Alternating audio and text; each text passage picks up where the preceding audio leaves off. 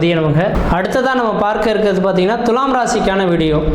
இந்த துலாம் ராசிக்காரர்களுக்கு இந்த தமிழ் புத்தாண்டு பலன்களும் இந்த குரு பயிற்சி பலன்களும் பார்க்கும்போது பார்த்திங்கனாக்கா, இந்த ஆண்டின் தொடக்கத்தில் இந்த குரு பகவான் உங்கள் ராசிக்கு 7ஆம் இடத்தில் உட்காந்துருக்கார். அதே போல் பார்த்தீங்க அப்படின்னாக்கா, இந்த ராகு பகவான் 6ஆம் இடத்துலையும் 12ஆம் இடத்துல கேது பகவானும் 5ஆம் இடத்தில் சனி செவ்வாயும் சேர்ந்திருக்கக்கூடிய காலகட்டங்களாக இருந்துகிட்ருக்கு. அப்போ இந்த அமைப்புகள் எல்லாமே இந்த துலாம் ராசி என்பவர்களுக்கு யோகமான அமைப்புகள் தானா அப்படின்னாக்கா, கண்டிப்பாக எனக்கு தெரிஞ்சளவு இது யோகம்னு தான் சொல்லணும். அதில் எந்த விதத்துலையும் மாற்றுக்கிறதே கிடையாதுங்க.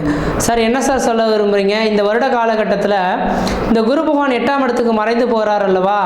அப்போ குரு பகவான் 8ஆம் இடத்துல மறைந்து போனால் அந்தளவுக்கு யோகமற்ற ஒரு அமைப்பு தானே சொல்லுவாங்க. 8ஆம் இடத்துல குரு இருக்கக்கூடிய காலகட்டத்தில் நட்டம் அவமான விரைன்னு சொல்லுவாங்களே, நீங்கள் எப்படி சார் யோகம்னு சொல்கிறீங்கனாக்கா, இந்த துலாம் ராசிக்காரர்களுக்கு முதல் தரமான யோகாதிபதி, அதாவது துலாம் ராசிக்கும் ரிஷப ராசிக்காரர்களுக்கும் முதல் தரமான அவயோகாதிபதின்ற சொல்லக்கூடிய கிரகம் இந்த குரு பகவான். ஏன்னா இந்த துலாம் ராசிக்கு 3, 6 அமைப்புகள் பெறக்கூடிய அமைப்புங்க. அப்போ துலாம் ராசிக்காரர்கள் 3ஆம் அதிபதியும் 6ஆம் அதிபதியாக இருக்கக்கூடிய கிரகம் எப்பொழுதுமே 3, 6, 8, 12 மறைந்திருக்கக்கூடிய காலகட்டங்கள் மிகப்பெரிய ஒரு வளர்ச்சிகள் தருன்றுவிதிங்க. அப்போ இந்த ஆண்டின் தொடக்கத்தில் இந்த குரு பகவான் 7ஆம் இடத்துலேருந்து உங்கள் ராசியை பார்க்குறார். ஆனால் மே மாதம் 1ஆம் தேதிக்கு பிறகு பார்த்தீங்க அப்படின்னாக்கா, இந்த குரு பகவான் 8ஆம் இடத்தில் மறைந்து இருக்கிறது இது யோகமான அமைப்புங்க. அப்போ கடந்த 2023ஆம் ஆண்டில் நடைபெறாத ஒரு சில விஷயங்கள், திருமண விஷயங்கள், எல்லா விஷயங்களாக இருந்தாலும் இந்த 8ஆம் இடத்தில் இருக்கக்கூடிய குரு பகவானால் திடீர் அதிர்ஷ்டங்கள், திடீர் பணவரவுகள், குடும்பத்தில் ஒரு சுப நிகழ்வுகள், சுபகாரியங்கள், வீடு மனைவாசல் வாங்கக்கூடிய அமைப்புகள், வீடு மனைவாசல் கட்டக்கூடிய அமைப்புகள், எல்லா விதத்திலையும் யோகங்கள் பெறக்கூடிய ஒரு காலகட்டங்களாக உருவாகுன்றிருவிதிங்க. அதனால் இந்த துலாம் ராசிக்காரர்களுக்கு இந்த குரோதி வருட தமிழ் புத்தாண்டானது பார்த்தீங்கன்னாக்கா மிகப்பெரிய ஒரு ராஜயோக வாழ்க்கையை அனுபவிக்கக்கூடிய அமைப்பில் இருந்துட்டு இருக்குன்னு சொல்லலாம். ஏன்னா 6ஆம் இடத்துல ராகு உட்கார்ந்துருக்காரு. 6ஆம் இடமானது ருணம், ரோகம், சத்ரு, எதிரி, பகை, கடன் சொன்னாலும் கூட 6ஆம் இடமானது உத்தியோகஸ்தானம் சொல்லக்கூடிய அமைப்புங்க. அப்போ நிரந்தரமான உத்தியோகம் இல்லாமல் தடுமாறக்கூடிய நபர்களுக்கு நிரந்தரமான ஒரு வேலை வாய்ப்பு பெறக்கூடிய காலகட்டம் உருவாகும். கடந்த ஒரு வருட காலமாக உண்மையாலுமே சொல்லவேனாக்கா, ராசிக்கு 7ஆம் இடத்துல குரு இருந்தது உண்மைதான் சார், எங்களோட ஜாதகத்தில் எந்த விதத்திலும் வளர்ச்சிகள் கிடையாது, தொழில் தடை, வருமான குறைபாடு இருந்தக்கூடிய நபர்களுக்கு இந்த வருட காலகட்டத்தில் உங்களுக்குன்ற ஒரு நிரந்தரமான வேலை வாய்ப்பு, குடும்பத்தில் ஒரு மன நிம்மதியும் மன சந்தோஷமும், எடுத்த காரியத்தில் வெற்றி ஏற்படக்கூடிய காலகட்டமும் உருவாகுன்றீங்க. அதே போல் 5ஆம் இடத்துல சனியும் செவ்வாயும் சேர்ந்திருக்கார். 5ஆம் இடத்துல சனி இந்த வருடம் முழுக்கவே இருக்க போறாருங்க. அப்போ 5ஆம் இடமானது பூர்வ புண்ணியஸ்தானம், புத்திரஸ்தானம் சொல்லக்கூடிய இடங்க. எப்பொழுதுமே 5ஆம் இடத்துல சனி, செவ்வாய், சூரியன், ராகு, கேது சம்பந்தப்படக்கூடாதுன்னு சொல்லுவாங்க.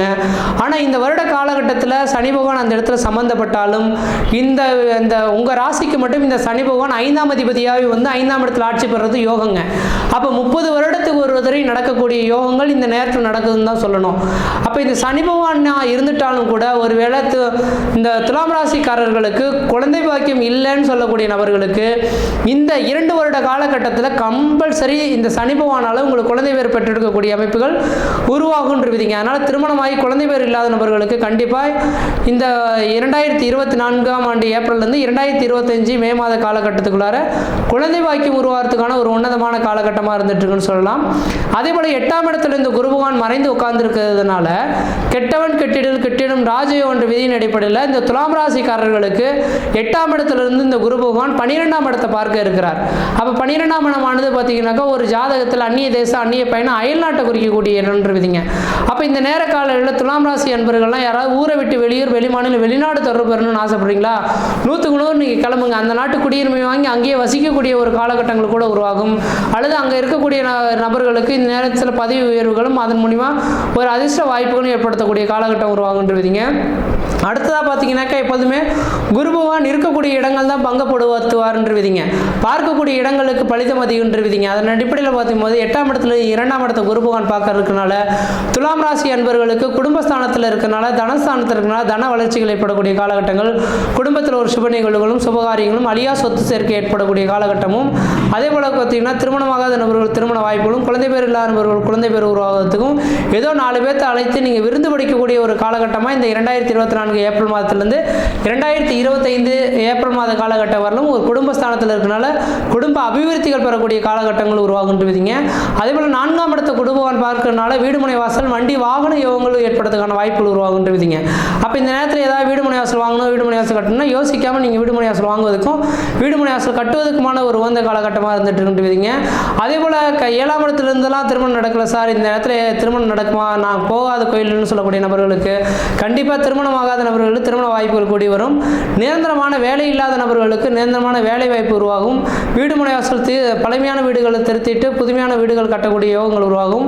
உடல் ரீதியாக பிரச்சனை ஏற்பட்ட நபர்களுக்கு உடல் பிரச்சனைகளுக்கு தீர்வு ஏற்படக்கூடிய காலகட்டம் உருவாகும். பொருளாதார அபிவிருத்திகள் பார்த்தீங்கன்னாக்கா இதுக்கு முன்னாடி யார்கிட்டயோ கொடுத்த பணங்கள் வராமல் இருக்கக்கூடிய பணங்கள்லாம் திடீர்னு பார்த்தீங்கன்னா வட்டி முதலமாக கொண்டு வந்து கொடுத்துருக்கக்கூடிய அமைப்புகளும் உருவாகுன்றீங்க. இதெல்லாம் திடீர் அதிர்ஷ்டங்கள், திடீர் பணவரவுகளுக்கான ஒரு வாய்ப்புகளை ஏற்படுத்தி தருன்றீங்க. குழந்தை இல்லாத தம்பதிகளுக்கு குழந்தை பேர் உருவாக்குறதுக்கான வாய்ப்புகள் உண்டு. வெளிநாடு செல்லக்கூடிய நபர்கள் வெளிநாடு வாய்ப்புகள் தேடி வரும். கடன் பிரச்சனையில் இருக்கக்கூடிய நபர்கள் கடன் பிரச்சனைகள் தீர்வு ஏற்படக்கூடிய காலகட்டம் உருவாகும். கோர்ட்டு கேஸ் வழக்குகள் இருக்கக்கூடிய நபர்கள் கோர்ட்டு கேஸ் வழக்குகள் உங்கள் சாதகமான சூழலை ஏற்படுத்தி தரும். விவசாயத்துறையில் இருக்கக்கூடிய நபர்களுக்கு விவசாயத்துறையில் வளர்ச்சிகளை பெறக்கூடிய காலகட்டம் உருவாகும். முக்கியமாக இந்த வருட காலகட்டத்தில் ரியல் எஸ்டேட் துறையில் இருக்கக்கூடிய நபர்களுக்கு தான் மிகப்பெரிய ஒரு வளர்ச்சிக்கான ஒரு காலகட்டமாக இருந்துட்டு இருக்கிறத பார்க்க முடியுதுங்க. அதனால் எனக்கு தெரிஞ்சாலும் இந்த துலாம் ராசிக்காரர்களுக்கு இந்த வருட காலகட்டங்களானது 8ஆம் இடத்தில் குரு பகவான் மறைந்திருந்தாலும் இந்த வருட காலகட்டம் யோகம் நிறைந்த ஒரு காலகட்டமாக இருந்துட்டு இருக்கிறத பார்க்க முடியுதுங்க. இந்த வருட காலகட்டத்தில் ராஜாவாக வர்றது செவ்வாயாக வர்றதுனால விவசாயம் சம்மந்தப்பட்ட தொழிலில் இருக்கக்கூடிய நபர்களுக்கு மிளகாய், வெங்காயம், தக்காளி இந்த 3 பயிர்களில் பயிரிடுறது ஓரளவுக்கு நல்ல பலன்கள் தருன்றீங்க. ஏன்னா ராஜாவாக இருக்கிறதுனால இந்த 3 பொருட்களும் மகசூலும் அதிகமாக இருக்கும். அதுக்கு தகுந்த விலைவாசியும் அதுக்கு கிடைக்கக்கூடிய அமைப்புகள் உருவாகுன்றீங்க. அப்போ தக்காளி, வெங்காயம், மிளகாய் இந்த 3 பொருட்களும் விவசாயம் செய்யக்கூடிய அமைப்புகளுக்கு வளர்ச்சிகள் தரும். ரியல் எஸ்டேட் துறையில் இருக்கக்கூடிய நபர்களுக்கு உங்களுக்கு ரியல் எஸ்டேட் துறையானது வளர்ச்சிகள் பெறக்கூடிய ஒரு காலகட்டமாக இருக்குன்றீங்க. அப்போ நிலத்தை வாங்கி விற்பனை செய்யறதுக்கான காலகட்டங்கள், வெகு நாட்களாக விற்காத ஒரு நிலங்கள்லாம் இந்த நேர காலங்களில் விற்பனைக்கு வரதுக்கான ஒரு வாய்ப்புகள் உருவாகுன்றீங்க. மற்ற விதத்தில் உங்களுக்கு எந்த விதத்தையும் தோஷங்களோ பாதிப்புகளோ சொல்கிறதுக்கான வாய்ப்பு கிடையாது. இந்த குரோதி வருட தமிழ் புத்தாண்டானது மிகப்பெரிய ஒரு ராஜயோக வாழ்க்கையை கொடுக்கக்கூடிய அமைப்பில் இருக்குது. அதிலே குரு பயிற்சியும் ஓரளவுக்கு உங்களுக்கு சாதகமான சூழலாக தான் இருந்துட்டு இருக்கின்றீங்க. மற்ற விதத்தில் எந்த விதத்தையும் தோஷங்கள் பாதிப்பு கிடையாது. சீரும் சிறப்புமாகவே இருப்பீங்க, நலமாக இருப்பீங்க. நன்றி, வணக்கம்.